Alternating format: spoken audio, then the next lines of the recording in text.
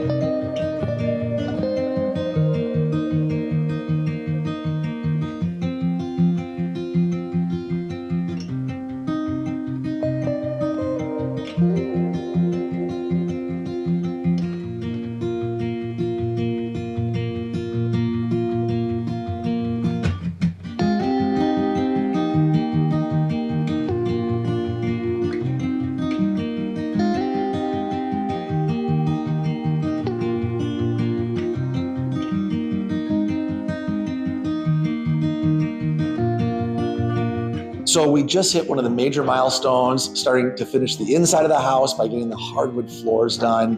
I know the industry guys probably understand, but I don't think most people do.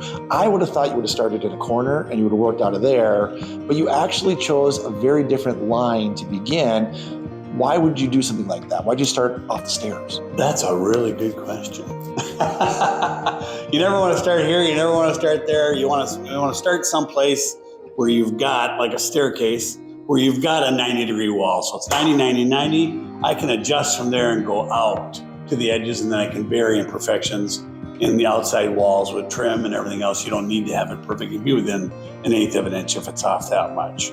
But we know the staircase is one of the focal points of the house. You see that, you start there, you make your 90s off of that, and then you just let it go and let it grow. And obviously it's not done, and there's different ways to do it. I know you've done it before in the past where you kind of finished it off completely and then just worked to protect it.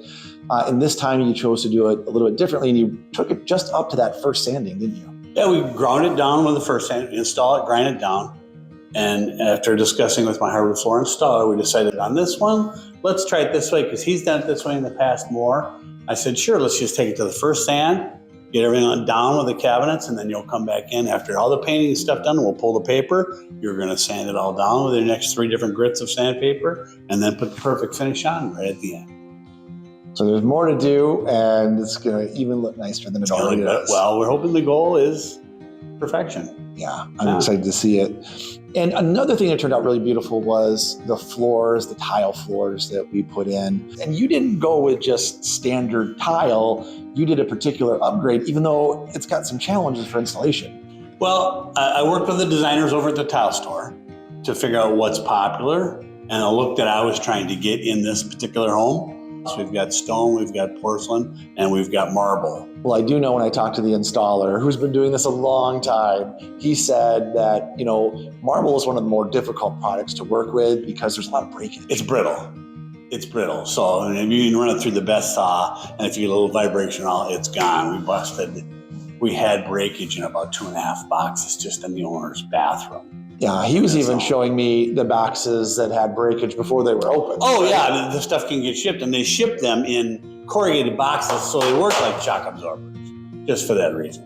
But they are brittle, but man, they are rock solid when they're in, and they are stunningly beautiful. Yeah, a lot of the marble pieces in here just turned out really nice, and he's been doing this for 60 years, and yes, he's over 80 years old, and I'll work with him as long as he'll work with me. Yeah, he did a really, really great job. Hey, thank you so much for watching this video. We sincerely appreciate all the support given as we share with you the build of this amazing house. We've got some really cool finishes starting, so we look forward to sharing it. So be sure to like and subscribe so you don't miss any of our future videos. Otherwise, we'll see you soon. Have a great day.